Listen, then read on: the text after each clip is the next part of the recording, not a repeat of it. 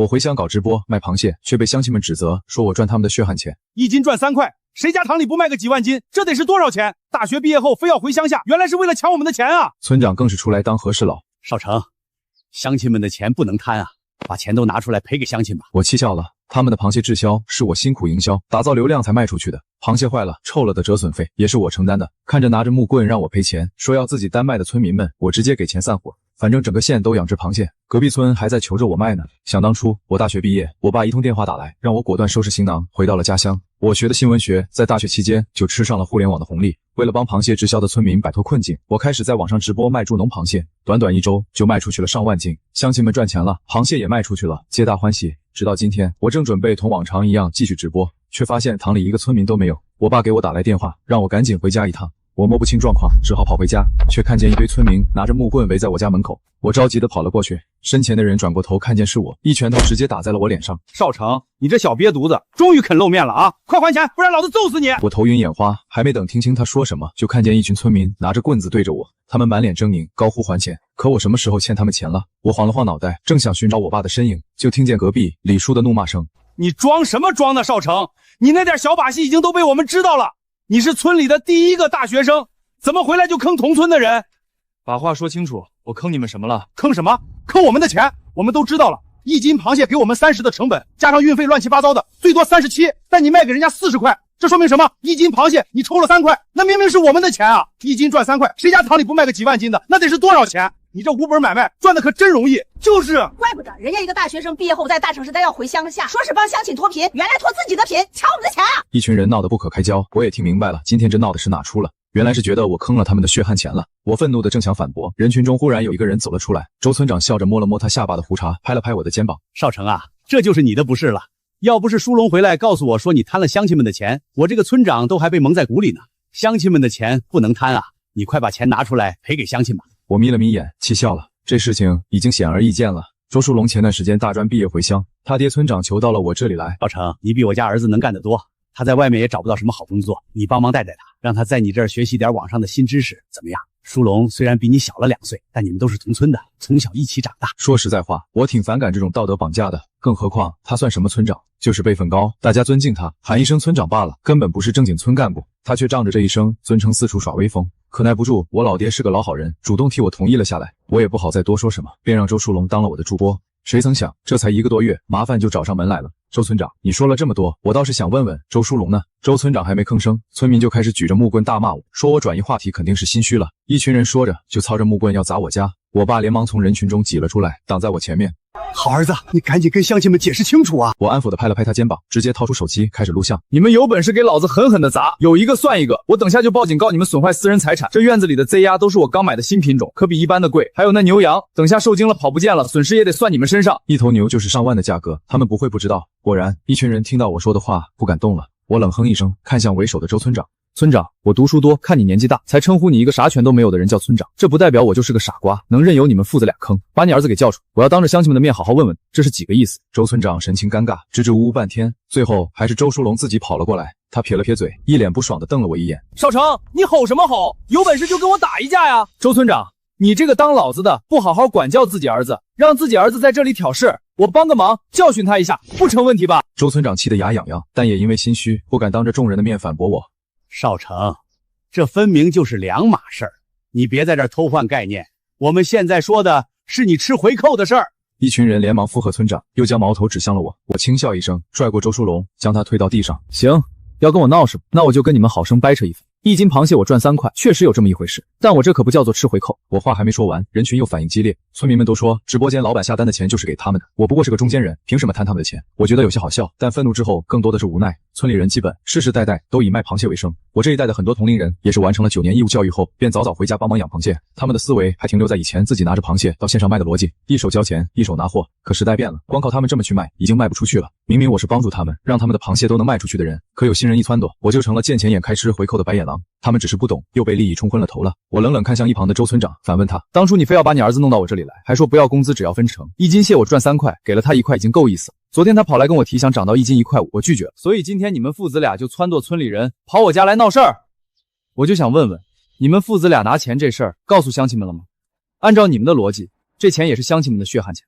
在场的其他人一聽，瞬間怒了。周村長梗着脖子狡辯道：“不關我們的事兒啊，鄉親們，這是少成硬意塞給舒龍的。我只是想要舒龍去他那裡學點東西而已。他估計早就料到了這一天了，所以給我們設坑，挑撥我們的關係呢。”我翻了個白眼，他不甘心地瞪了我一眼，咬了咬牙，為了自證我們父子倆的清白，我兒從少成那兒拿的錢，我們都會原封不動地退給大家的。少成，你敢說你能跟我一樣心甘情願地將這筆錢退給鄉親們嗎？我為什麼要退？這錢我拿的天經地義。我要買設備、買流量，還要請人家快遞公司的領導吃飯喝酒，這些不要花錢的。整個賬號每次的直播統籌、運營、文案全是我自己一人解決，這些活不用算工錢的。螃蟹要是死了，賠付也都是我這邊擔着的。一斤螃蟹我收3塊，但我貼出去多少，你們知道嗎？眾人議論紛紛，說這絕對是我不想還錢找的借口。在他們看來，直播賣螃蟹就沒什麼難的。周書龍連忙站了出來，煽動眾人情緒。他少成就是在胡說八道而已，賣個螃蟹哪有他說的這麼難？還賠付死蟹，賣都賣出去了，死了關我們什麼事兒？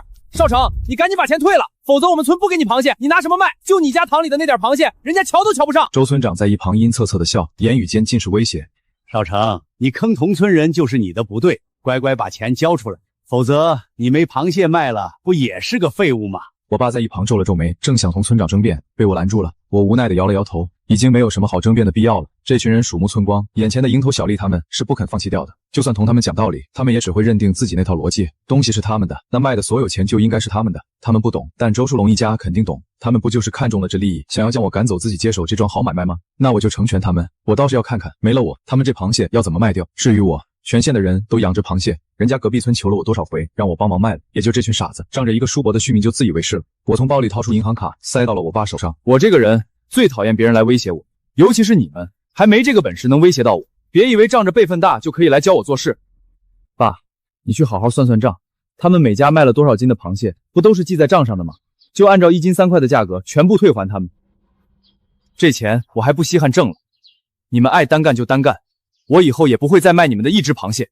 我爸顯然也回過味來，沉着臉就往村裡銀行走去。一群人分到了錢，喜笑顏開的就要走。周書龍故意叫住了他們：“鄉親們，我有個提議，既然他少成不稀罕賣咱們村裡的螃蟹了，我來幫大家賣螃蟹怎麼樣？我保證不會貪鄉親們1分1毛，該多少就是多少的賣給你們，只會讓你們賺得更多。”眾人一臉猶豫，周村長趕緊站出來拍拍胸脯：“鄉親們，有我這個輩分大的做擔保，你們怕什麼呢？他少成是個大學生，我兒子也是大學生啊。”一群人討論了一會兒，最終還是答應了下來。周書龍衝我挑了挑眉，滿臉挑釁。我不屑一笑，拿起地上的木棍就將他們一群人趕了出去。現在大學生是什麼很稀奇的東西嗎？更何況他周書龍還只是個大專，也就只能騙騙這群村民了。我丟掉木棍，走進屋內開始忙活。今天是沒辦法直播的了，但也得先發個視頻，說明一下情況才可以。流量這種東西來得快，也去得快，少一天直播可以說少了好幾萬的收益了。一想到這，我連忙幹完活，開車去了隔壁村。隔壁村的張村長已經找過我好幾次了，就是想求我幫忙賣他們村的螃蟹。知道了我今天的來意後，張村長二話不說就答應了下來。张村長笑着对我說：“那真是太好不過了，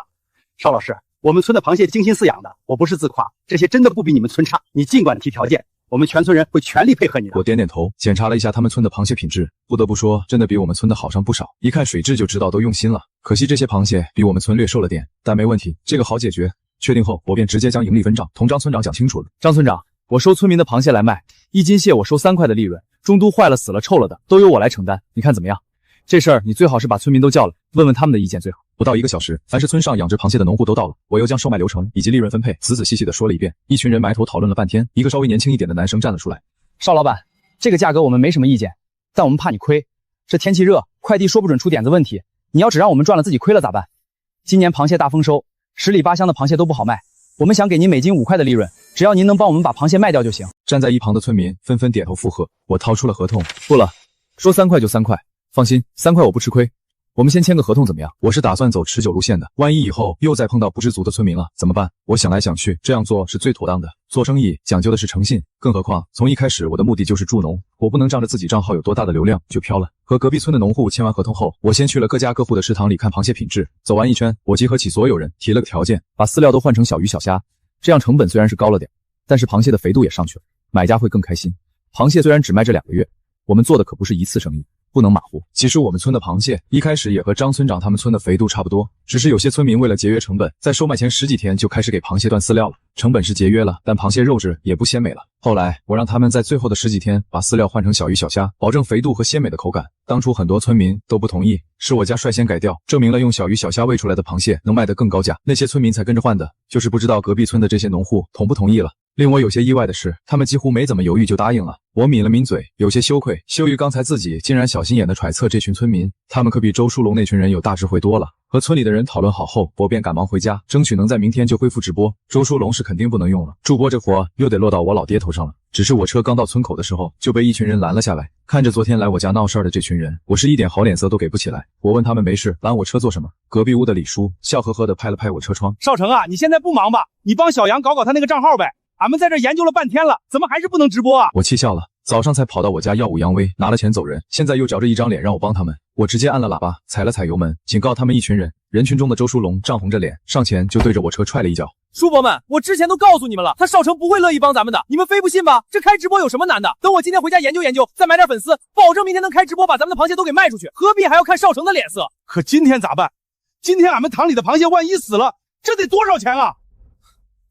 不就是死幾隻蟹而已，這損失我們周家來給你們承擔。周書龍傲慢地說，他邵家能做的事，我們周家也能做，他們邵家做不到的，我們周家更能做。一群人一聽周書龍這麼說，紛紛鬆了口氣，轉頭又在車外指着我罵。我被這群人翻臉的速度給整笑了。我算是明白了，原來是最近我為村裡人解決了大問題，這聲望比他周家的高了。周村長父子想辦法對付我呢。我打開車門下車，叫住了正欲離開的周書龍一行人。周書龍踹了我的車就想跑，你家封建大家長就是這麼教你當人的？踹你車怎麼了？你車的錢還不是靠坑鄉親們的錢買來的？你這種人沒被打死都算你命大的。我回村的時候就開着這輛車了，你自己管不好你的四肢，那我就讓可以管的人來管。我二話不說報了警，叫來了警察。最後周書龍被警察教育了一頓，又賠償了我300塊，這事兒才算完了。從派出所出來的時候，周書龍還昂着脖子跟我叫囂：少成，你就等着吧。周書龍指着我的鼻子罵道：你好好看看我是怎麼贏過你的，不就是賣個螃蟹而已，多麼簡單的事，小爺我肯定比你厲害。我笑而不語。周書龍來我這所看見的已經是一個非常成熟的賣貨過程了，可直播賣貨哪有那麼簡單的？光是客戶下單後寄快遞這一環節，空運還是陸運，用多大規格的泡沫箱，用什麼規格的冰袋，每單多少錢，那都是得靠自己去談的。他就作吧。果不其然，我這邊剛恢復直播賣貨沒2天，周村長就跑到了我家。我看你現在也不忙，你教教書龍這孩子怎麼賣貨唄。咱們都是同一個村的人，你說说你也真是的，不幫自己村裡人，跑去幫隔壁村的，也不怕人家在背後說閒話啊。我笑了笑，衝周村長豎起大拇指。周村長不明所以，問我這是什麼意思。我扯了扯嘴角，什麼意思？誇你不要臉的意思啊。我之前就聽我爸說了，這幾天周書龍那邊雖然賬號是弄起來了，直播也開起來了，卻沒撈到半點好處。周書龍的心思都花到買假粉，花錢投流上去了，根本不管螃蟹的品質，就連直播帶貨也半天蹦不出一個字。觀眾看了根本沒有下單的慾望，以至於他們現在基本接不到訂單。然而塘裡的螃蟹不等人，光每家的飼料費就上千了。村裡那群人已經有怨言了，天天蹲在周家門口要個答案。可這跟我有什麼關係？我大手一揮，直接將周村長推到家門外。大家可都是成年人了，別仗着是我長輩就能道德綁架了哈。周書龍當初的豪言壯語你沒聽見？你好像還做了擔保呢，現在擱這兒跟我演哪出？這怎麼就是道德綁架了？我堂堂一個長輩來求你這個小輩，已經給你很大的面子了，又不是我逼着你來求我的。我轉頭就要進屋，結果看見我爸臉色複雜的站在門口。周村長也看見我爸了，連忙跟我爸告狀：老少，你來的正好，你看看你教出來的好兒子，目無尊長，竟然跟我這個長輩這麼說話的。下一秒，我爸抬起手，直接將盆裡的涼水潑到了周村長身上。我爸怒罵說：老子兒子做得對，你算哪根蔥？好到我家來教育我兒子，給老子滾！我挑了挑眉，對我爸另眼相看。不過也不奇怪，上次我和他說了他們在村門口攔着我車的事，我爸就沒少骂這些鄉親，見風使舵了。我們把周村長趕走後，我便向我爸提出搬家的事，畢竟現在最後一層體面都撕下來了，與其讓爸媽留在村裡受這群人白眼，倒不如遠離他們。可我爸甩了甩手，拒絕了。走什麼走？我們又沒做錯事，行得正坐得端，憑什麼讓我們搬？要搬也是他們搬。我想了想，也是這個道理，便沒再勸了。一門心思扎到直播賣蟹上，我這邊事業如火如荼，流量也趨於了穩定，家家戶戶的螃蟹基本都賣出去了，比以往賺的只多不少。一忙完，我就同張村長商量了一下，決定擴大銷售渠道。光靠直播賣貨不是長久之計，網友又不會天天吃螃蟹的，萬一今天直播量不好，那村民的蟹就只能自己消化，可一家人又能吃幾隻蟹？要是賣不掉，那到頭來死掉的量還是占大多數。還有螃蟹個頭的問題，雖然現在將飼料改成小魚小蝦了，但有的蟹還是會出現達不到重量的情況，瘦肉的螃蟹在市場上打不出競爭力，也留不住客人。我思索了一番，特地請來專家實地考察了一番，將張村長他們村裡的飼料由小魚小蝦換成了黑水辮，成本比魚蝦低，蛋白質含量又高，餵養出來的螃蟹个大肉質飽滿鮮美。更換了養殖方式後，我又開始尋找銷售渠道。我先是聯繫了市裡面幾個小區的物業，通過社區團購的方式銷售螃蟹，打出名號了，便進行分級銷售，賣給超市。這一套下來，農戶的螃蟹銷售已經不成問題了。我趁此機會擴大了規模，招募了更多鄰村的農戶養殖售賣。我這邊幹得風生水起，家門口每天門庭若市，可同村人就慘了，好幾次我都撞見村裡的人在我家門口徘徊。我問了我爸，才知道周書龍那邊直播雖然搞起來了，也算是上正軌了，不過他們是打着我的名號，說是我的小號，在網上進行售賣，倒也是賣了幾千斤出去。但周書龍為了節約成本，快遞都用的是最差的紙箱子，連個冰袋都不捨得放的，幾千斤的蟹還沒送到人家客戶手上，就已經死翹翹了。客戶當然不買賬，不少人發了避雷貼，網上投訴退款不斷，一群人虧得老本都沒了。以前我幫他們賣的時候，可都是和快遞公司談好了，走空運，用的泡沫箱冰袋都是嚴格要求，偶爾也會出現到貨蟹死的情況，但畢竟是少數。可周書龍搞的這一波，直接是全死了，所有人平平等等的一起虧損了。現在我們村裡的這些人悔得肠子都青了，尤其是看到我这邊生意如火如荼，所以才天天守在我家门口，想找機會求和呢。我不以為然，反問我爸周書龍現在怎麼樣了？他現在一天就縮在家裡，啥事兒也不管了，就天天開直播，在直播間裡叫人給他送禮物。我冷冷一笑，這種不負責任的人還想借用從我這偷走的流量騙網友的錢，這次看我不往死裡搞，我反手就發了個視頻聲明，撇清了與周書龍賬號的關係，還將他們當初拿木棍堵我家門口，說我吃回扣的監控放到了網上，順便跟平台投訴了一波。這人打着我的名號招搖撞騙，很快周書龍的直播間就被封了，那些他通過直播間禮物所盈利的錢也被平台退還給了消費者。周書龍也不是個傻的，馬上就跑到我家門口來鬧事。少成，你躲屋子裡做什麼？敢做不敢當，你做的那點爛事還不敢承認了嗎？我走出門就看見周書龍領着村裡人將我家給圍住了。周書龍怒不可遏，舉起木棍指着我，鄉親們，我已經查清楚了，之前我們賣出去的螃蟹都死了，全是他少成搞的鬼，這次我們必須好好收拾他，給他個教訓。村民一聽瞬間惱了，直接抓起院子裡的雞鴨就往地上摔，但我沒有阻止他們，任由他們破壞。我面不改色的指了指門口的攝像頭，看見那玩意了沒？你們不就是想把事鬧大嗎？行，老子陪你們鬧。誰動的手砸了雞，誰踢翻了蟹苗，誰偷了幾個雞蛋，這監控可是拍得清清楚楚。你們就算現在跑也沒有用，我報警了，警察也會帶你們去派出所好好問話的。有幾個沒動手的村民立馬意識到了不對勁，連忙擺手撇清關係，說他們就是來湊熱鬧的。我看着飛速跑走的村民，衝周書龍挑了挑眉，周書龍，你還能有什麼把戲？要不都放出來看看，成事不足敗事有餘的玩意，除了會誣陷我，你還會幹嘛？少成，你別得意，老子一定會讓你後悔的。第二天一早，我媽急急忙忙地把我叫了起來，說出事了。我家的池塘，甚至隔壁村村民的池塘，裡面的螃蟹全都死了。我去塘邊看了看，調了監控查看，當初和村裡人撕破了臉皮，我爸也沒想着搬家，我便特地在我家池塘邊安了監控。誰知道監控剛安上，就真出事了。昨天周書龍被我怼得氣不過，拉着那幾個砸了我家的村民，連夜給塘裡投毒了。監控裡清晰地錄下了周書龍憤恨地提出要去隔壁村投毒的畫面，我毫不猶豫，直接報警，把這群人都給抓了起来。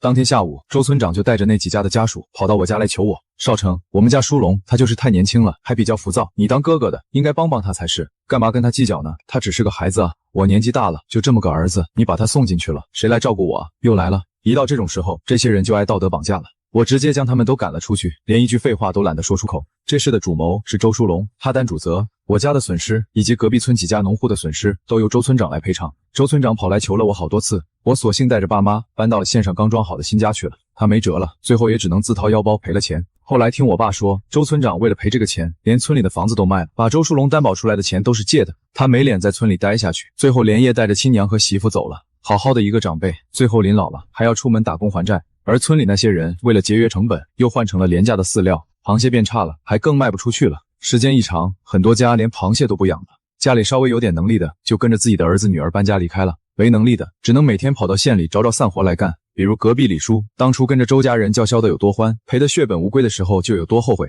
有次我在線上就撞見了正在找工作的他佝偻着腰，一臉谄媚地叫着我老板，邵老板，好久不見，你看咱們都這麼多年的鄰居了，你的氣該消了吧？能不能帶我一起賺錢啊？我無語地抿了抿唇，冷冷看着他，他看我不吭聲，又打着哈哈轉移話題。邵老板，我看你還沒成家吧？李叔絮叨着，你跟我家女兒那可是青梅竹馬，兩小無猜，而且我們之前就住在隔壁，兩家人都知根知底，你看看他行不行？要不要出看看？我不免覺得好笑，他家那女兒現在才剛初中畢業吧，都還沒成年呢，什麼時候就跟我青梅竹馬了？他也真是想得出來。我不耐煩地揮了揮手，哪裡涼快哪裡待着去，你一天電視劇看多了，真當我是聖母冤大頭呢？李叔被我懟得臉一陣紅一陣白，嘴唇哆嗦了半天，最後還是灰溜溜地走了。但他沒走遠，轉身躲在街角的牆根後頭。他掏出那部屏幕碎成蜘蛛網的舊手機，鏡頭悄悄對準了我。我正拉開車門準備上車，李叔按下錄像鍵，刻意壓着嗓子帶上哭腔：“鄉親們快看啊，大學生賺黑心錢開豪車了，把我們老農逼得沒活路了。”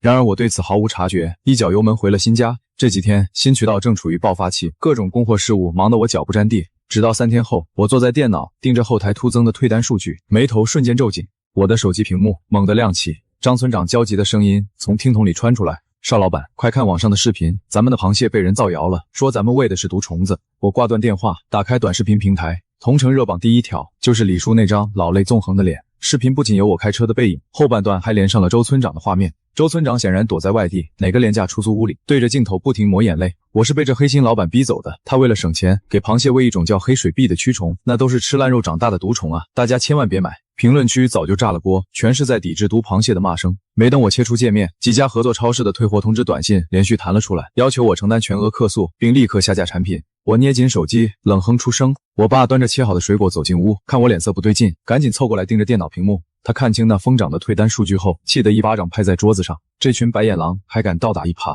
我爸氣得直說要報警抓他們。我搖了搖頭，把視頻進度條拉回原點。報警沒用，黑水批確實是蟲子，他們咬死說是個人觀點，警察也管不了這種造謠。這是想破局，得讓他們自己把狐狸尾巴露出來。我抓起車鑰匙，套上外套往外走。我得先去隔壁村穩住張村長那邊的陣腳。我剛到隔壁村村口，車就被一群圍着的農戶攔住了。張村長擋在車頭前面，他正滿頭大汗地跟村民解釋着什麼。我推開車門下車，一個年輕農戶直接衝到我面前：“邵老板，視頻裡說的是真的嗎？咱們餵的那些蟲子真是吃爛肉長大的？”人群開始騷動，有人大喊着要退還飼料錢，還有人說要把剩下的螃蟹低價賣給別人。我朗聲說：“大家靜一靜，當初簽合同的時候，我邵成給過大家的保證，現在依然有效，不管是退貨還是滯銷，損失全部由我一個人承擔，大家的1分錢都不會少。”鬧事的村民瞬間安靜了下來，村民們面面相覷，小聲議論我是不是在騙他們。我讓張村長安撫好大家，轉頭把他拉到了樹蔭底下。張村長，我需要你幫我辦件事，派幾個人盯着我那村的李叔，看看他最近跟誰接觸，尤其是他有沒有在偷偷收死蟹。張村長愣了一下，他很快反应了過來，你是懷疑他在搞鬼？行，我这就去辦。咱們村有幾個小伙子机靈，我讓他們盯着，安頓好隔壁村的村民。我又回到縣城的家，開始注冊一個新的直播賬號。我把黑水部的養殖基地監控接了過來，直播間標題直接改成了探秘毒螃蟹背後的蛆蟲真相。不到1個小時，直播間就湧進去了幾千人，彈幕裡全是污言穢語，罵我喪盡天良。我把攝像頭對準了乾淨整潔的黑水包養殖箱。各位，黑水騷不是蛆，他們吃的也不是爛肉，這是農業局推廣的生態養殖方式，歡迎專業人士來打臉。我直接在直播間曬出了質檢報告以及專家的推薦證書。彈幕裡的罵聲稍微小了一些，有人開始提問：這種螃蟹真的更好吃嗎？我笑了，好不好吃，事實說了算。但某些不要臉的，一邊造謠我的蟹有毒，一邊卻在背後幹着更惡心的勾當。第二天下午，張村長的電話打了過來，他的聲音壓得很低。邵老板，被你猜着了。李叔這幾天半夜開着小三輪，在附近幾個村的塘邊撿死螃蟹，他把那些死蟹都運到了城南的一個廢棄倉庫房裡。我連忙讓我爸帶上攝像機，跟我一起去了城南。那個倉庫位置很偏，四周長滿了荒草。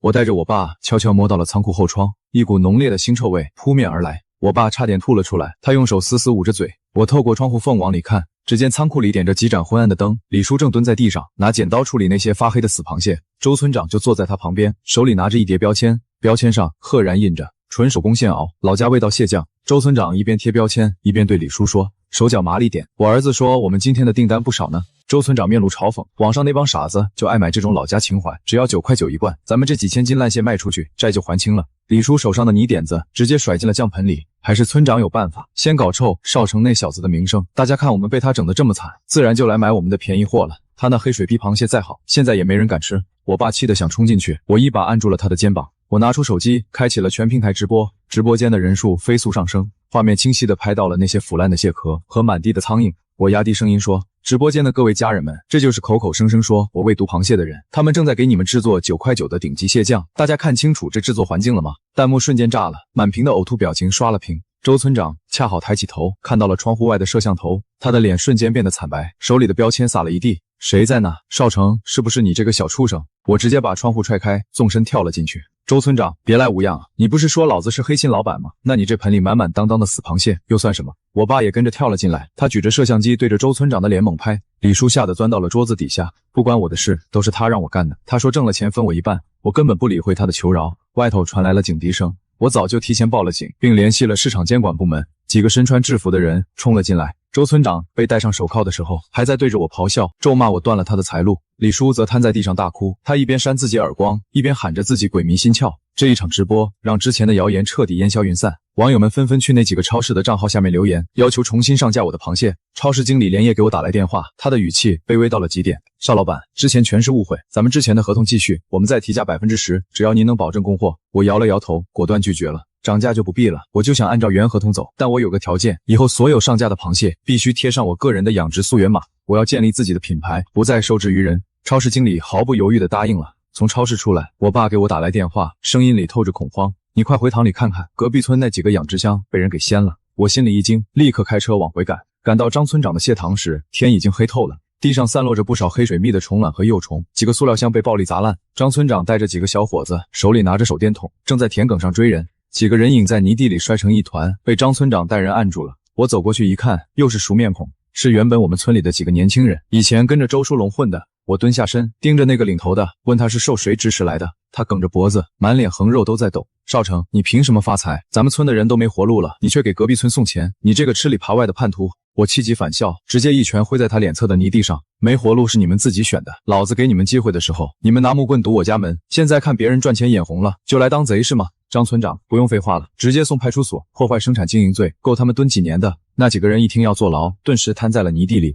他們開始哭天搶地，說家裡還有老小，還說都是聽了李叔老婆的唆使。但我没聖母心泛濫，他們想對我下黑手的時候，怎麼沒想過我家有沒有老小？處理完這樁破壞案，已經是凌晨2點了。我坐在塘邊，看着平靜的水面。張村長嘆了口氣，邵老闆，你說這人心怎麼就這麼難餵飽呢？我站起身，拍了拍身上的泥土，因為他們不明白，生意是求來的，不是搶來的。接下來的1個月，我開始整合周邊的閒散資源。我租下了周家父子被抵債後空出的那些蟹塘，但我沒有雇傭本村的人，我從縣裡招募了專業的管理团隊。這一舉動讓村裡那些指望我心軟收編他們的人斷了念頭，我以為他們徹底安分了。直到我找技術員在塘裡檢測水質，一大群村裡的老人在幾個婦女的帶領下，浩浩蕩蕩地朝我走來。他們沒拿木棍，而是拿了些籃子，裡面裝着乾巴巴的雞蛋或者自家種的蔬菜。為首的是李叔的老婆，她臉上掛着極其卑微的笑。少成啊，你看咱們到底是一個祖宗下來的，以前的事兒是我們糊塗，你大人不計小人過。我停下手裡的活，讓他有話直說。李叔老婆尷尬地搓了搓手，你看你租了這麼多塘，也得要人幹活不是？與其去外頭雇人，不如讓咱們村的人來，工錢你看着給，只要能讓大家吃上飯就行。後邊的一群老人也跟着附和。這種道德綁架的戲碼，他們真是白眼不厭。我擦了擦手上的泥，走到他們面前，語氣冷淡。當初我幫大家賣螃蟹，1斤賺3塊，你們說我賺的是你們的血汗錢。現在我雇專業團隊，你們又說我不顧念同村情分，你們沒長腦子就算了，良心也不長嗎？我冷笑一聲，如果我讓你們回來，你會不會在飼料裡投毒？會不會偷偷把大蟹換成小蟹？會不會在直播的時候罵我是奸商？他低下了頭，不敢看我的眼睛。我指了指不遠處正在操作無人機投饵的技術員，生意就是生意，我的公司不需要只會賣慘的人，需要的是懂技術、守規矩的員工。你們要能通過縣裡的水產養殖考核，拿回證書，老子一視同仁。如果沒有證書，就請回吧。一群人面面相覷，他們中大多數人連字都認不全，哪能考什麼證？他們骂骂咧咧地走了，說我冷血無情，但我不在乎。危機解除後，隔壁村的農戶對我徹底心服口服。張村长帶頭在村委會門口給我送了一面錦旗，助農楷模，誠信商人。我爸在旁邊笑得合不攏嘴，特意把錦旗掛在了新家最顯眼的位置。而幾乎同時，一直給我使绊子的周村長則因制售伪劣食品，加上之前的案底，被判了重刑。李叔作為从犯，被罚了一大筆錢。處理完這些事，我又重新用大號開啟了直播間，但這次我不再只賣螃蟹。我帶着鏡頭走進了張村長他們的蟹塘，我不僅展示螃蟹，還展示那些用來餵螃蟹的黑水泡。我抓起一隻剛煮好的螃蟹，對着鏡頭撥開，金黃的蟹油順着指縫流了下來。大家看好了，這就是吃豆渣長大的黑水泡養出來的蟹，肉質緊實，不帶一絲腥味兒。訂單再次爆滿。我爸走過來給我披了件外套，兒啊，累了就歇會兒，咱們現在的錢夠花了。我搖了搖頭，爸，這只是個開始，我想把這套模式推廣到全縣，讓那些還在為銷路發愁的農戶都能過上好日子。我爸愣了愣，他重重地點了點頭，行，兒子有出息，爸支持你。後來，我和專業研究院合作的黑水泡養殖技術得到了省裡的重視，我真成了全省助農項目的標兵。在全縣的水產表彰大會上，我作為代表上台發言。我看着台下坐滿的觀眾席，微微一笑。助農不是施捨，是賦能。我們不僅要賣出產品，更要建立品牌，建立規矩。發言結束，掌聲雷動。我在後台碰到了剛放出來的周書龍，他蹲在禮堂門口的台階上，穿着一身破舊的運動服，整個人瘦了一大圈，眼神呆滯。我從他身邊經過，沒有停下腳步。回到家，我發現院子裡停了一輛嶄新的商務車。我爸正拿着抹布在擦车標，臉上的笑就沒停過。這是我新買的，以後你出去談生意，開着車體面。我笑了笑，接過他手裡的抹布。爸，以後這種活讓雇的人幹就行了，你該歇歇了。我爸直起腰，看着漫山遍野的蟹塘，老子不累，看着這些東西心裡踏實。我看着遠方的夕陽，從回鄉被指責賺血汗錢，到如今建立起完整的生態產業鏈，這一路我沒向任何道德綁架妥協，也沒給任何貪婪留餘地。我憑本事賺的每一分錢都拿得天經地義。手機再次響起，是全國大型連鎖超市的訂單確認函。我按下了確認鍵。全國大型連鎖超市的訂單只是一個開端。我知道，想要讓家鄉的螃蟹真正走出去，光靠我一個人的直播間是不夠的。我利用手頭的資金，在縣裡成立了首個助農螃蟹產業聯盟，不僅整合了周邊幾個村子的優質蟹塘，還建立了一套嚴格的生產機制。我召集幾百名願意加入助農螃蟹產業聯盟的農戶，對他們介紹，想要加入聯盟，必須統一使用黑水泡生態飼料，統一接受技術指導，統一打上我們的溯源碼。這時，台下有個熟悉的聲音酸溜溜地響起：“邵老板，你這規矩這麼多，不是變相在剝削我們嗎？咱們自己養自己的，憑什麼聽你的？”我定睛一看，竟然是當初跟着周書龍鬧得最兇的幾個村民之一。他沒被抓進去，但這2年日子顯然不好過，衣服皺巴巴的。我沒有動怒，只是平靜地翻開大屏幕上的收益對比圖。加入聯盟的農戶去年的畝產收益比散戶高出 40%。不僅如此，因為有品牌背書，我們的螃蟹在一線城市的高端超市裡，單只價格是你們散賣的3倍。台下一片沸騰。我微微一笑，我少成從不強買強賣，但醜話說在前面，未來沒有品牌和品質支撐的散貨可不好做。那人悻悻地坐下了。會後，張村長拉着我的手，感慨萬千：“邵老板，以前我覺得你帶大家賺錢是本事，現在我覺得你給這行立規矩才是真的大義。沒這規矩，大家遲早還得為了那幾塊錢的蠅頭小利打得頭破血流。”我看着窗外忙碌的冷鏈物流車，心裡很清楚，真正的助農不是給他們幾個錢，而是帶他們跳出那個狹隘的互相拆台的舊圈子。1年後的中秋前夕，我的邵氏生態蟹已經成了全省知名的農產品 IP。我開着那輛被我爸擦得锃亮的商務車，再次回到了最初的那個小村子。此時的村子顯得有些冷清，年輕人大多搬走了，留下的老宅院牆上貼滿了招租或售賣的字條。我這次回來是打算租下村頭那片荒廢已久的舊倉庫，改造成自動化的分揀中心。沒想到在村口，我遇到了正在河邊洗衣服的李叔老婆，她看起來老了10歲不止。她張了張嘴，似乎想說什麼，但最終只是低頭用力搓着衣服。我聽說李叔被罰款後，家裡欠了一屁股債，現在每天在縣城的建築工地抬鋼筋。而當初撺掇他的周村長出獄後沒臉待在本地，遠走他鄉打工去了，音訊全無。我站在河堤上，看着曾經讓我深陷流言蜚語的那些池塘。現在的我已經不需要再去爭辯那1斤3塊錢的利潤是否合理，因為時間給出了最好的答案。我搖了搖頭，轉身離去。晚上，我坐在新家的露台上，跟我爸喝着小酒。我爸感慨道：“兒啊，當初你回鄉的時候，全村人都說你是為了搶錢回來的，現在呢，全縣都盼着你去他們那兒開會。”我笑了笑，舉起杯子。爸，其實他們沒說錯，我確實是回來搶錢的，只不過我搶的是那種落後的只顧眼前利益的舊思想，把那些東西搶走了，大家伙兜裡的錢才真能揣穩了。夕陽灑在漫山遍野的蟹塘上，像鋪了一層碎金。